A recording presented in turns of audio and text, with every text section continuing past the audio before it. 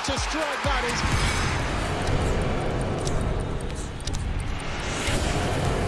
The fight starts now!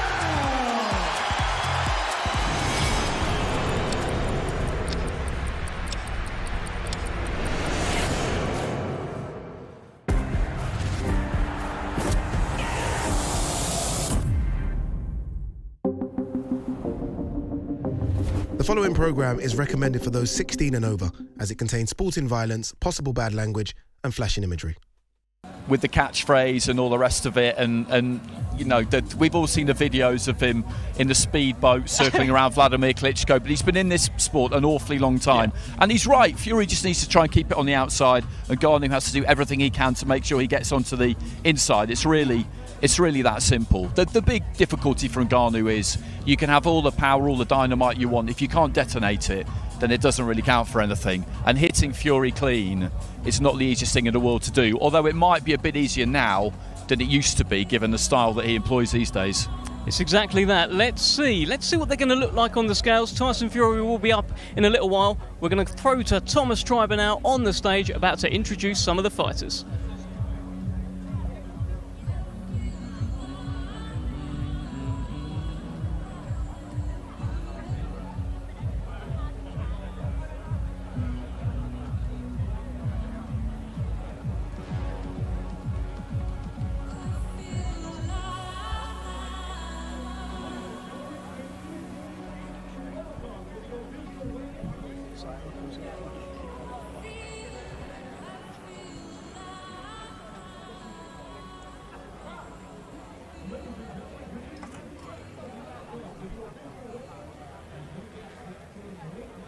Championship boxing to be held tomorrow in Riyadh, Kingdom of Saudi Arabia.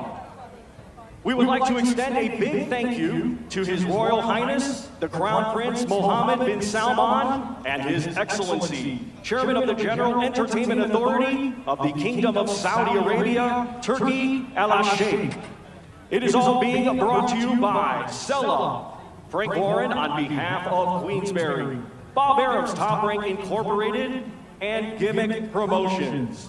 This great event will be televised live in the UK on TNT Sports Box Office, in the United States on ESPN Plus pay-per-view, and around the world in other territories on DAZN. Well, ladies and gentlemen, at this time we are going to begin the weigh-in process. Our first fighters to the scale, competing tomorrow in a scheduled 8-round international super welterweight contest. First to the scale, fighting out of Miami, Florida, USA. He brings a professional record consisting of 12 wins, 3 defeats. 9 of his 12 wins come by way of knockout. Let's welcome Robert Duran Jr. Well, there is Robert Duran Jr., son of a legend, Andy Clark, and look, he looks in shape, looks born for this stage. He looks in fantastic shape. 152.7 for Robert Duran Jr. So makes it nice and easy, 154 limit, so he's over a pound under. He said to us during the week that it wasn't an issue. He arrived pretty much on weight and he's just had to kind of keep it there during the course of the week. His dad's here. Every time I look to my right-hand side, I see someone else. Miguel Cotto, Larry Holmes. It's unbelievable. It's incredible, and we've just had Shannon Briggs as well. I mean, goodness me. And now we welcome to the scale, coming to us from Liverpool, England. He is undefeated with 8 wins, 1 draw. 5 of his 8 wins come by way of knockout. Here is Jack the Pilgrim McGann. Well, here comes the man they call the Pilgrim. Fight number 10 for Jack McGann from Liverpool. He is one of those fighters who has crossed over from MMA to boxing. He was on a hell of a streak in MMA. 10 first-round knockouts in a row. Unbeaten now as a professional boxer. 153.10 for Jack McGann. So again, you know, he looks good on the scales too. He doesn't look dry. He doesn't look too tight. He's made it by a few ounces. You're always looking to hit it as close as you can. Once again, ladies and gentlemen, these two competing tomorrow night in a scheduled 8-round international super welterweight contest. Build-up's been pretty respectful so far. Nice and respectful face-off there. You can see Martin Murray just in shot as well. Of course, the trainer of Jack McGann.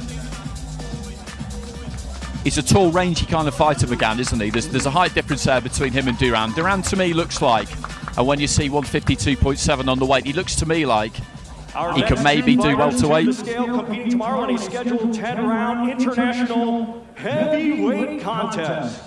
First to the scale, a native of the Democratic Republic of Congo, now making his home in Airdrie, Scotland. He brings a professional record consisting of 19 wins, just one defeat. 14 of his 19 wins come by way of knockout. Ladies and gentlemen, introducing Martin Bakole.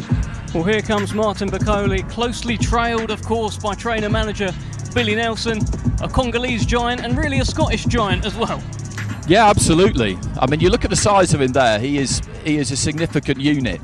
And what's impressive about him is the mobility he's got, really, and the punch output he's got for somebody that size. His last 3 fights, he's been around 20 stone. I think he'll be pretty similar here. 299.4. Wow. And the rest, Andy Clark. 299.4, that's 21 stone, 5 pounds. And now we will welcome to the scale a native of Cameroon, now fighting out of Las Vegas, Nevada, USA. He brings a professional record consisting of 40 wins, 7 defeats, 1 draw, 28 wins, coming by way of knockout. Introducing Carlos Takam. Well, here comes Carlos Takam, fight number 49. He's coming off a brilliant win over Tony Yoka in Paris. He really wasn't expected to win that night, Andy, but he did. He did, and he did it comfortably, and he looks in nice nick. Generally speaking, he'll come in about 18 and a half. That's unnecessarily heavy from Bakole for me. It really is. Yeah. 20 pounds heavier. You look at him when he took his shirt off, and you could see a little bit of a belly there. I don't know what the thinking behind that is, if I'm honest. Could be the hotel buffet, that one, Andy. We have warned about that one.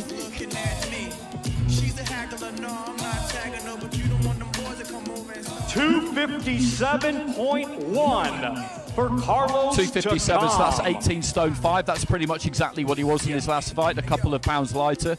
And as we've been saying, he looks in outstanding shape for anyone of any age, let alone somebody of 42. And there'll be a plan behind this weight of Bakole's. Yeah. But if I'm honest, I Once wasn't again, ladies and expecting gentlemen, that. these two competing tomorrow night in a scheduled 10-round international heavyweight contest. Because if you look at him there, look at him from side on, you can just see the stomach sticking out a bit. You can just see that kind of roll underneath his shoulder, halfway down his rib cage. That's spare weight. That's excess weight that doesn't necessarily need to be there.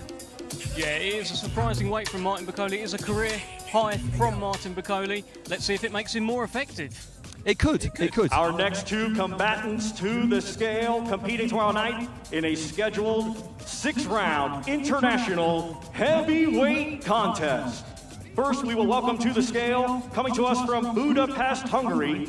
He brings a professional record consisting of 10 wins, just 1 defeat. 8 of his 10 wins come by way of knockout. Here is Istvan Bernal.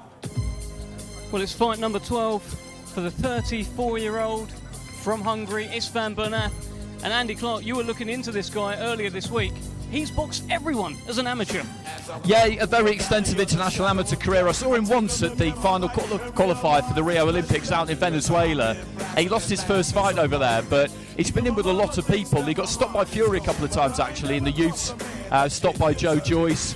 He's been in with the likes of Tony Yoka, Ivan Dichko, a good Cuban guy called Jose Larduet.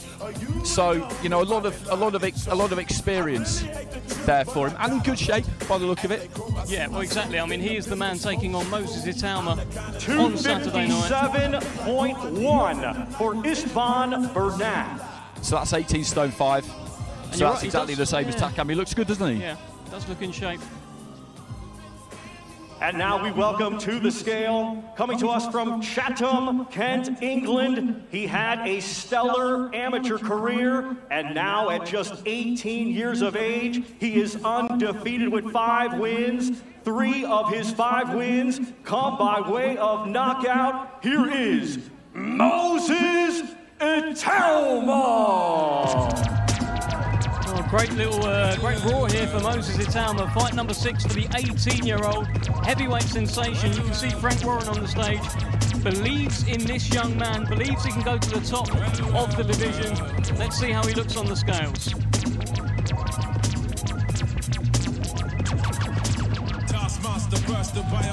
236.1 for Moses Italma. So that's 16 stone 12, 236. There's plenty to come there, isn't there, physically, when you look at him, because he is 18, and Once again, this will sound a bit mad, but he is a bit boyish, that frame, when you look at it, particularly around the chest, around the shoulders a little bit. But that'll flesh out naturally over time. They don't need to go crazy with that, but to say that he looks like there's plenty more to come when he's nearly 17 stone, that's a good thing. Well, that is the lightest weight of his career so far. When he made his debut back in January, he was 248, so he's come in now at 236. I think he is leaning out a little bit. There's a little bit more hardness in him, in what I'm seeing, but great opportunity, great stage for him on Saturday night. Yeah, absolutely. And you're right, at the age he is, that's what will happen. The pro training will take that kind of puppy fat off you. Lean muscle will replace it. Your body composition will change, basically. And that's what they're doing with him. Heavyweight Championships. We will first welcome to the scale, coming to us from Evanston, Illinois, USA. He brings a professional record consisting of 20 wins, 4 defeats, 1 draw, 17 of his 20 wins coming by way of knockout. Let's welcome Junior Anthony Hurricane Wright. Well, fight number 26 for the man they call the Hurricane. He's got the tall task of taking on Arslanbek Makhmudov on Saturday night. But he's spoken well this week, Andy. Yeah, he has, you know, and he was a good cruiserweight. He had a world title fight as a cruiserweight. He's a gym rat from what he told us, and that's why he was able to take this at relatively short notice. He's our smallest heavyweight. I expect him to weigh lightest of all the guys we've got.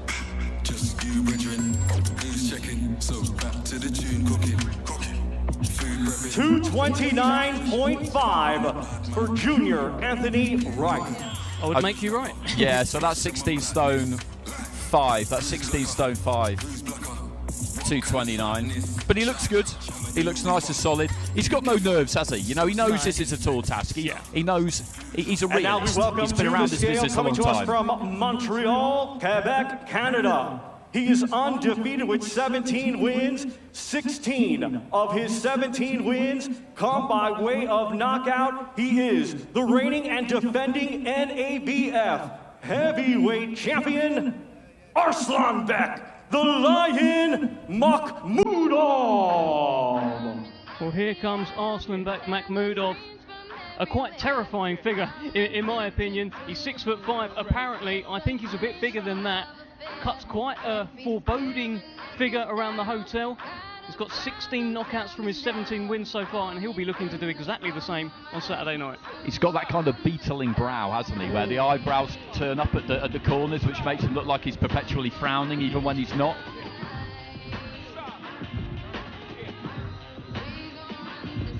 £260 for Arslanbek Makhmudov. 260, that's interesting. That puts him at 17 stone 8.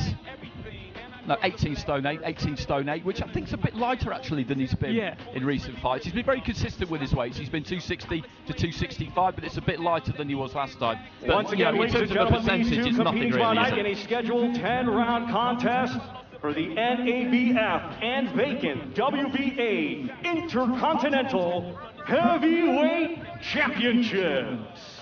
As Makhmudov just holds that fist up quite close to the head of Junior Anthony Wright. My goodness. And what I found quite amusing was he tried to face off where he shouldn't be facing off. He just walked straight towards Junior Anthony Wright in the incorrect position because he couldn't wait to look into his eyes, Andy. No, he looks up for it, doesn't he? He looks very, very keen to get going. Chatting to him the other day, though, he's one of these guys who surprises you a bit. He was quite softly spoken, actually. But yeah, when he flips Our that next switch, he's two a serious combatants to guy. the scale competing tomorrow night in a scheduled 10-round contest. It will be for the vacant IBF and vacant WBO Intercontinental Heavyweight Championships. First, we welcome to the scale, coming to us from Trois-Rivières, Quebec, Canada. He brings a professional record consisting of 23 wins, just 1 defeat, 22 of his 23 wins coming by way of knockout. Introducing the Grizzly, Simon Keane. Well, here comes Simon Keane. He's been an interesting figure this week. He's looked very, very intense. Anytime he takes to a microphone, he keeps it very, very simple, as I found out, quite to my detriment at the press conference, Andy. He made you work yesterday. Yeah. Luckily for you, you had Joe Parker sat next to you. Yes, I did. He is an intense guy. 255.1 for Simon 255, Keane. so that's 18 stone 3. So that's interesting because he's been 248 in his last 3 fights. So half a stone to put on there, which is not And an now we welcome insignificant to the amount scale, when you look at the coming shape to he's us in. From South Auckland, New Zealand. He brings a professional record consisting of 32 wins, 3 defeats, 22 of his 32 wins coming by way of knockout. He is the former WBO world champion. Lupesoli Ai, La'auli Ole, Mali Etoa, Joseph Parker.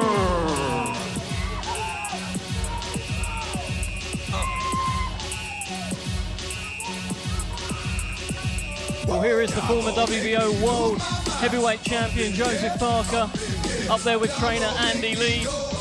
It seems every time we see him, he is more and more rejuvenated. Of course, had that thriller with Joe Joyce where he showed a lot of heart, Andy Clark.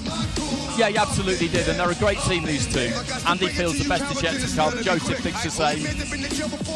We shall see. I hope they're right, because he's a good guy to have around. 250.1 for Joseph Parker. 250.1, that's 17 stone 12, so quite a lot heavier than he was for his last fight, but lighter than he was against Joyce. Yeah. Joyce was his career heaviest of 18 stone 3, 255, so he's in at 250. Once again, ladies and gentlemen, these two competing tomorrow night in a scheduled 10-round contest for the vacant IBF and vacant WBO Intercontinental Heavyweight Championship. Well, there is the intensity of Simon Keane, but this time it is matched by Joseph Parker, who's not taken his eyes off him until then. Well, exactly, but you know, you look at these two operate this week and they're different. Joseph's very, very experienced. He's stayed nice and calm and relaxed. Simon's been very intense all week. Hard to sustain that energy, but if that's naturally who you are, then it's difficult to turn that off. But Joe's just decided to tap in and raise that intensity himself just then. As you said, that was the first time. That's a sign of an experienced guy. No, absolutely. But even there, you could just see that intensity from Simon Keane. Oh, you And can, as yeah. you say, you know, maybe it is a little bit of inexperience at a top Ladies and stage. gentlemen, our I don't next know. two combatants to the scale competing tomorrow night in our chief support. It is scheduled for 12 rounds, and it will be for the British WBO European, WBA Continental, and vacant Commonwealth Heavyweight Championships. First, we will welcome to the scale, coming to us from London, England. He brings an undefeated record with 12 wins. 11 of his 12 wins come by way of knockout. He is the reigning and defending WBO European Heavyweight Champion, Big D, David Adelaide. Well, here comes the WBO European Heavyweight Champion, David Adelaide. Unbeaten in 12 fights, 11 knockouts, and he is really on it. You can tell for this fight, the build-up has been very tasty. Biggest fight of his life, big opportunity, Andy. Massive. Massive. British title, vacant Commonwealth, the ranking belts, 3 top 15 rankings between them. So that means something. He looks in frightening nick. 232 pounds for David Adelaide. 232 pounds, so that's 16 stone 8. And now we welcome to the scale, coming to us from Ipswich, England. Undefeated, he has 16 wins. 15 of his 16 wins coming by way of knockout. He is the reigning and defending British and WBA Continental Heavyweight Champion, Fabio Wardley. Well, here comes the reigning defending British champion, Fabio Wardley. He believes that he's seen it all before. He believes he's been in with sterner tests than David Adelaide, and he has oozed confidence in the build-up to this fight. He has, and I thought what he did well yesterday, and you let them go at each other, you kind of stirred them up a little bit and then let them go at each other, which was good. It was entertaining. He managed to patronise David Adelaide quite successfully, taking that kind of, not elder statesman role exactly, but the more experienced guy role.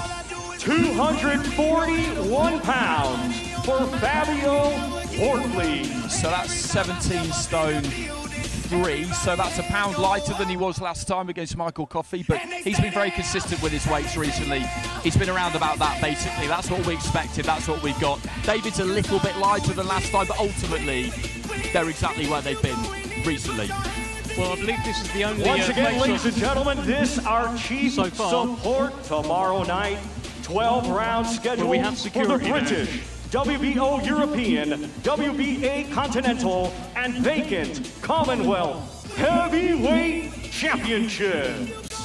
I do wonder what David Adelaide is saying to Fabio Wardley there. I saw a sort of calm-down gesture from Fabio Wardley, but they do not like each other. The build-up has been very spicy. Yeah, it has. I'll tell you what's interesting when you watch face-offs is how they set their feet, because what you don't want to do is stand with your feet square, because you've got nothing if somebody shoves you. And Wardley there just had his feet just set a little bit and his torso just leaning back slightly. You've just got to be ready, because we don't want to see a shove, not after what's happened between these two, because kind of anything could happen, but at the same time, if you get pushed, you can't go flying backwards. That's no good. This close to the fight, you can't be taking No, chances not at like all. that. It's quite a tall stage as well. It's quite a fall back down if you do fall off of that. Great to see the Lord Lonsdale belt there. It is glistening, and it's great to have it on the line for this fight.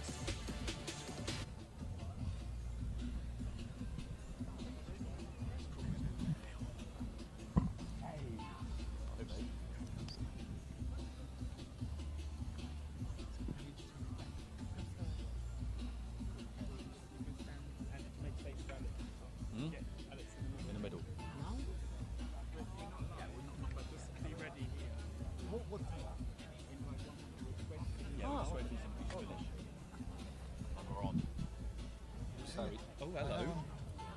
Warm-up bells. And then the WBC wristband champion. Here we go, here we go.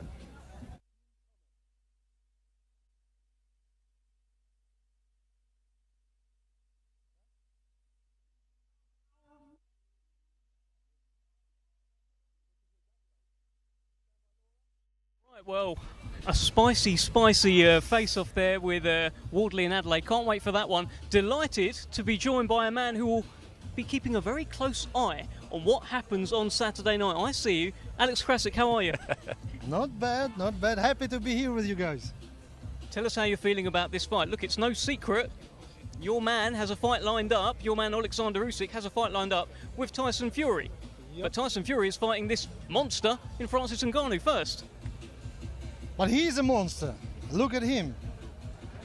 Boxing-wise, let's see on Saturday night. But he's as a fighter, he's looking great. He's motivated. He's well trained, and he have this big heart. I mean, in his previous MMA career, he showed it many times. Well, from the side of boxing skills, this is something that can determine the result, of course. But it will be amazing to watch it. How does it feel to be here in Riyadh? It looks like the guys here are putting an awful lot into our sport, and what a spectacle. It's just amazing, you see? Wow. I've been in boxing for a while, but I've never seen something even close to similar to what we have here. Just amazing. I can't imagine 3-4 years ago, I could not imagine that boxing can be like this. And now we are witnessing it. This is history in the making. Will Alexander Usyk be ringside on Saturday? With the help of God, yeah. He's landing in 1 hour. He will be there for sure. Are you expecting any, any repeat of what happened last time? We are not expecting anything. Whatever is happening for the reason, and we are here also for the reason. And the reason we are here, everyone knows, because we are announcing the big fight. The signing has been already announced, but the fight itself has not. So Usyk will be there. We don't know how we know 99.9 how the outcome goes on Saturday night, but anything may happen. So we wait, and after it's finished, then we can legally take the next step. I mean, how is he, Alexander? I know he had a slight niggle injury-wise. Normally, when you've been in boxing for 25 years, it's okay to have injuries, especially when you're already 36. I'm not a boxer, I'm 41, and I have some injuries even without going to the training camp. So, but no problem being ready for the 23rd of December. No, we have set up a camp for him in Europe. He's coming here from Spain. Did I mention this loud? So you certainly did. I disclosed the secret, yeah. It's an exclusive. Yes. So we set up a camp there, so he'll be fighting there, he'll be training there, getting prepared, and I can only wish good luck to Tyson, and we will pray for him to stay healthy and safe in the upcoming fight. It feels like there's going to be a lot of people, Andy, ringside, watching the fight, either like this or like this. Oh, there will be, because there's so much invested in this, and as he said, and I agree with him, I feel 99.9% like I know who's going to win. But as we've been discussing the last couple of days, Alex, with Ngannou coming from that MMA background, he's going to have to try and make it rough, and then that could bring an accidental elbow, a head clash, a cut, stuff like that. So you will be kind of watching it through your fingers. That's exactly what I'm thinking. When you're fighting a boxer, you know what to expect from him, and you know how to defend yourself. But when you're fighting a guy who is not finishing his punch, not curving his punch, you don't know what's gonna happen. So you can expect him to come from left, and he can come from the right, and that's something that might be a problem for the guy. Brilliant. Oh, some legends here. Wow. Well, we have been joined by Superman Alex Krasik. We're going to let you go. Thank you so much for the words of wisdom. Good luck. Wow, Mr. Roy Jones Jr. has joined us. How are you, sir? Good. How you doing? I'm very, very good. Tell us your thoughts about being here in Riyadh. What an incredible event. Incredible event, incredible setting, incredible. I mean, this is so great for boxing, because in the USA, just last week we had another network to get out of boxing. Now having these people get involved in boxing, it makes it so much different, so much better for the whole sport of boxing, and they want to bring the sport back, and this is a grand way to show that they are trying to bring it back. They absolutely are. Tell us a little bit about this fight. A lot of boxers are saying it's quite hard to try to prepare for someone who you don't really know what they're going to do, because maybe they don't know what they're going to do. How difficult must it be for Tyson Fury to prepare for Francis Ngannou? Well, the good thing about it is not as difficult as they say, because guess what? No kicking, no elbowing, no kneeing. So all you got to worry about is two hands. How many different ways can we see two hands? He ain't fighting Roy Jones Jr., so how many different ways can we see two hands? Two hands ain't going to come but one or two ways, you feel me? So now, that being said, the experience factor in the boxing ring is what's going to work for Tyson Fury. You don't go out there and play chess with him in round 1 and round 2. You just play checkers with him in round 1 and round 2. Let him get used to everything. get used to it all, let you see what he has. Once you see what he has, now you turn it into a chess game from round 3 to round 12. And hopefully that chess game will be checkmated before you get to round 12. Listen, one more question, Roy, before we let you go. If you had to give Francis Ngannou one piece of advice heading into this fight, what would it be? Work the body, go for the knockout. You don't want to try to beat him in a decision because you're not smart enough, you don't have the experience. Work the body, go for the knockout. Just before I let you go, Roy, I have to say this. You've always been one of my favourites, but a couple of years ago you provided me with a real highlight because we were in Belgrade, Republic Square, doing an amateur event, and it started raining and the whole thing was going downhill. It was looking really dismal, and then out of nowhere appears Roy Jones Jr., Superman, mic in hand, and he gave us You Must Have Forgotten Can't Be Touched live. Sensational. Thank you, my brother. I try to do what I can. God blessed me to be an entertainer in this sport. And so I try to always be that entertainer. And I hate that I didn't come along. And I say I hate it, but maybe this is the right timing because maybe these people are wanting to do things that are going to be inspiring for the youth and to inspire somebody to get back in shape and go out like right now. Me and Anderson Silva never could get the money we wanted to fight, right? When I was the one who pioneered this idea. Me and Anderson Silva were the first boxer MMA guys to talk about actually getting in a boxing range and fighting. So we're the first one that pioneered this, but we never benefited from it. So maybe now that these people are getting involved, maybe myself and Anderson Silva finally will get the chance to benefit off of what we pioneered.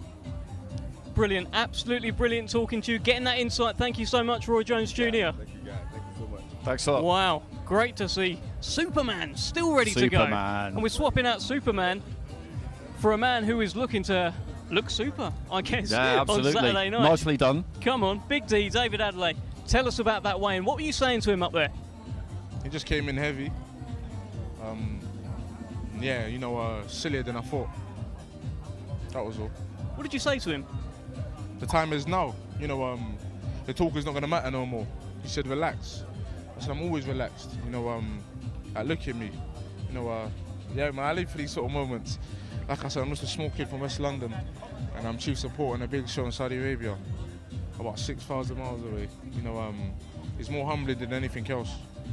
Just give us an idea of what you do between the weigh-in and fight night, because there's a lot of time to kill now, and you can't be investing too much emotional energy into it. You need to try and switch off. How do you do that? Just another day in the office, right? I go home, I sleep, I'm gonna chill, probably do my press-ups, I need to go eat. I think there's an event afterwards we're gonna go to, so just have some fun there. It's nothing really new. Different opponent, but it's just the same thing. I've had these fights many times before. Same thing in the amateurs. I'm used to weigh in the amateurs and I fight on the same day, so it's nothing really new. So I would imagine that Fabio Wardley is going to go to this same dinner. Are you going to be watching how he eats again? More than likely, depends on the opposition. If he's, the last time it happened to be right opposite me, so every time I lifted my head up, he was there. So, that's how it played out. What exactly did you mean? Like he doesn't know how to eat properly? That's what you were saying, right? He just got bad table manners. That's all. His table manners ain't good.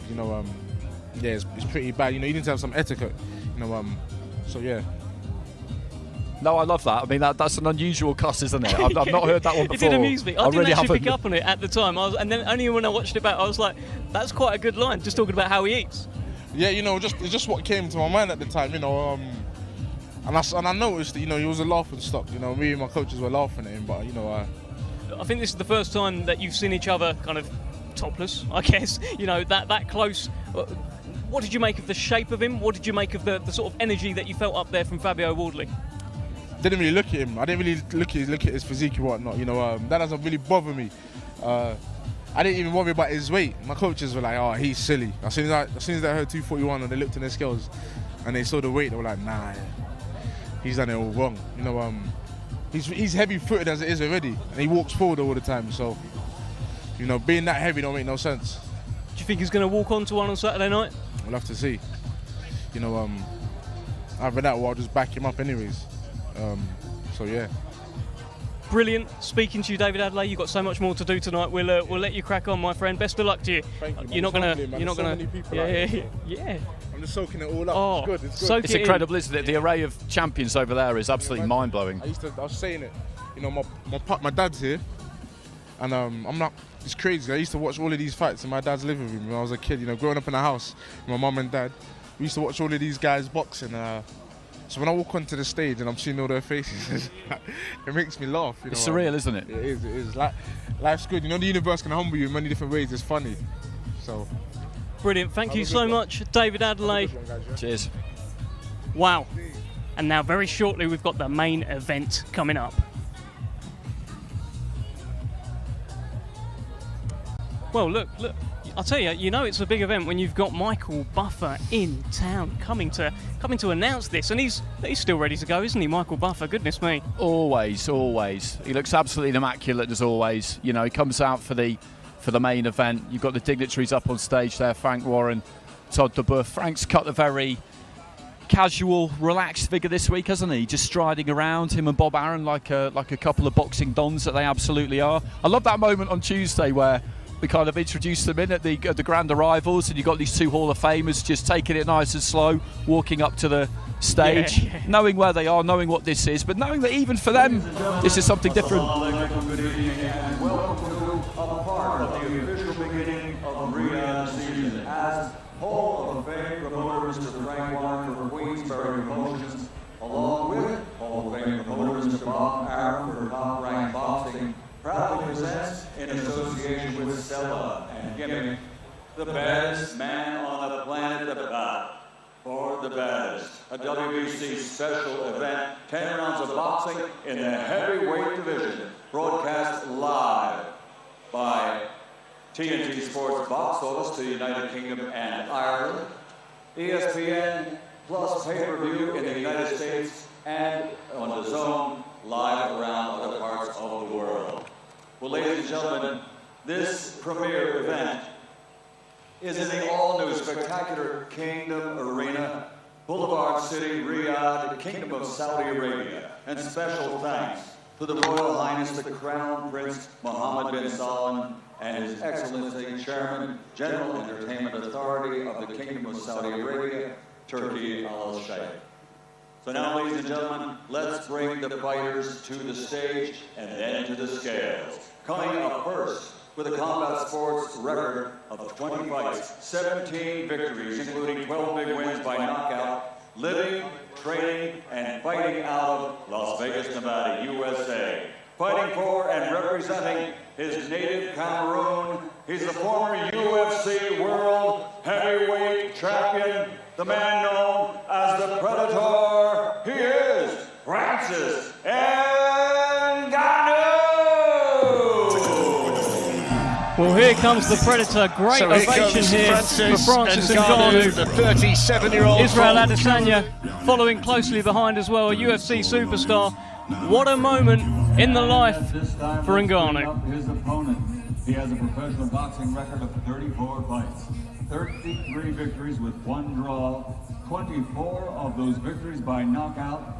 From Malcolm, England, United Kingdom, the lineal 2-time heavyweight champion, the reigning WBC heavyweight champion of the world, the Gypsy King, Tyson Fury! Well, here comes Tyson Fury. Huge ovation here in Riyadh, the WBC and lineal world heavyweight champion of boxing. Sugar Hill in front, and of course, Tyson Fury soaking in every moment, Andy Clark. Absolutely. I tell you what, I do quite like this trend maybe that Carlos Takam and Francis Ngannou has started here of coming up to the weigh-in in your street clothes, no tracksuit. It's unusual, isn't it? Well, they're heavyweights. UFC former heavyweight champion. Ladies and gentlemen, he steps on the scales this time for the official weigh-in. Francis Ngannou. We're going to see Francis Ngannou on the scales now. In the UFC, he has to make a heavyweight limit of 265 pounds. I'm curious what he weighs without a limit. 272.1 pounds for the Predator. Pretty much what we thought. Yeah. And now he disrobes. Ngannou. So 272 is 19 stone 6 Of as he pure reveals muscle, that. by He the looks way. amazing. Look at the state of him. Absolutely unbelievable shape. But I do what I find interesting about that again is just the fact that he's not he doesn't care about boxing protocols. He just came up in his jeans, his trainers, his shirt. I don't have to make a weight, so what does it matter? You know, and now he gets the shirt off. You know, it's just a different take on it. The man known as the Gypsy King, he is Tyson Fury. Well, here's Tyson Fury. I believe someone has thrown Francis Ngannou's T-shirt into the crowd. That may have been Tyson. I'm not sure. We'll have to watch it back. 277.74, the Gypsy King, Tyson Fury, the reigning WBC heavyweight champion of the world. Fighters, on base. So 277, that's 19 stone 11. That's exactly what he was against Wilder the third time around. But he's got his tracksuit on and trainers and hat, and I mean that might be 3 or 4 pounds. Yeah. And it's the same with Ngannou, by the way. He's got his trainers, got his jeans on. And a watch. Yeah, and a watch. I think that's the watch that Cristiano Ronaldo gifted him. The event takes place tomorrow night at the Kingdom Arena. Korea season 2023. The battle of the best. Who will be the best man on the planet? The brother.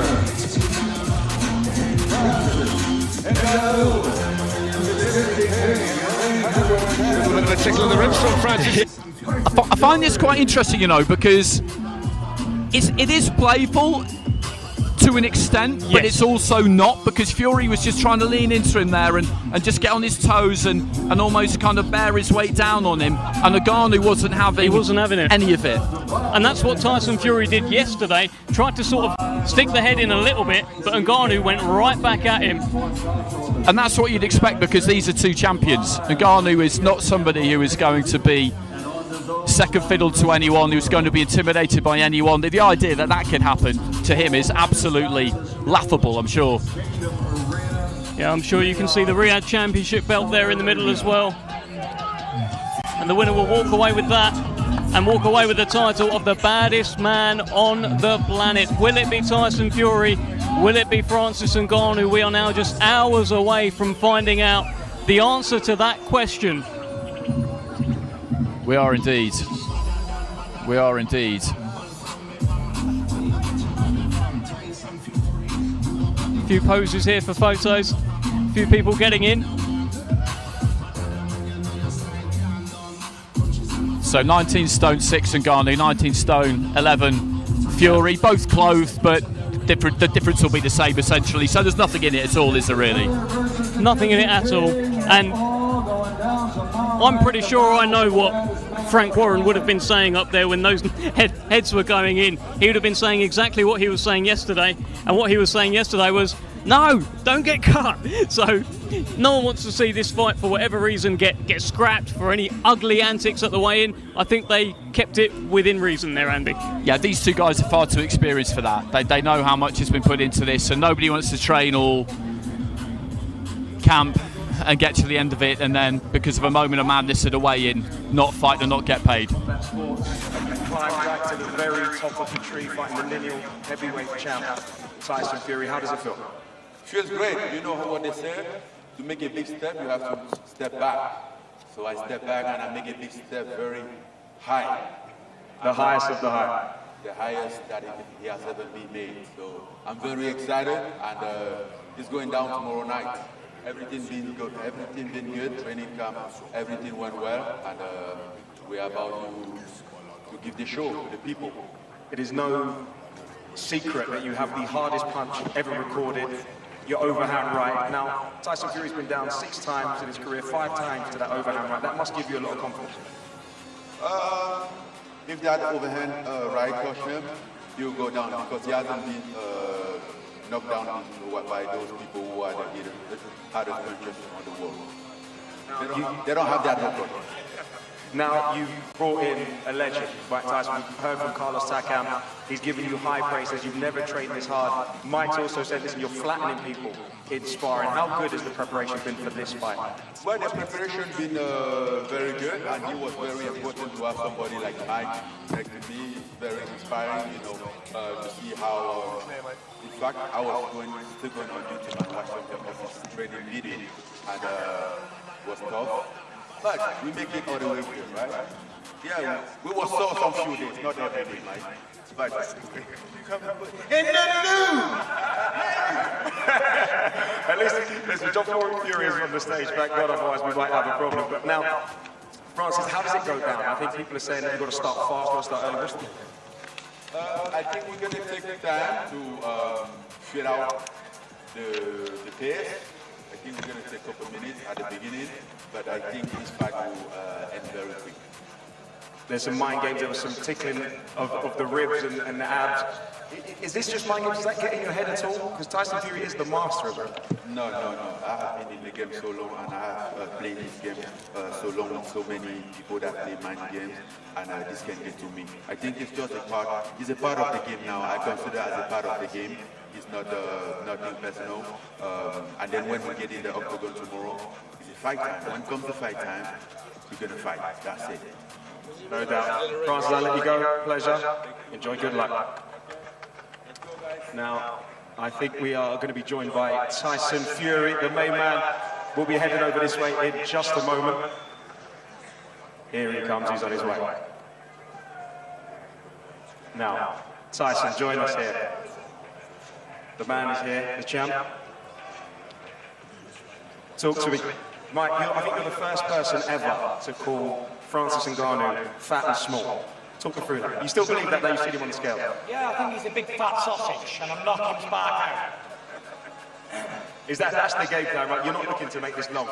No, we don't get paid for long, we get paid for short, and I'm going to make it nice and short for him. Francis Ngannou comes from a completely different combat discipline, MMA. We've seen those highlight reel knockouts. It's a different way. What does he bring to the table that you've been working on that could maybe potentially cause you some trouble? Absolutely nothing. Absolutely nothing he brings to the table. No, not you know, the hardest ever recorded punch. He's got to land it, of course. It's like a tennis table champion, table tennis champion, facing Djokovic in Wimbledon final. Totally different. So there's no way. There has been a slew of MMA stars coming to boxing. None of them have done as well as you'd expect. So you believe it's going to be same again. Francis Ngannou is going to go home disappointed. You're going to go on to huge fights in the heavyweight division. Let's just say this. Boxing is a gentleman's sport. Boxing is the sweet science. It's not two men brawling in the middle of a ring. It's not the biggest and strongest will win. It's whoever's got the most boxing skill and whoever's got the ability to set out the knockout punch. Now, we don't want to look forward too far forward. I don't want to look forward anywhere. I'm only looking forward to tomorrow, that's it.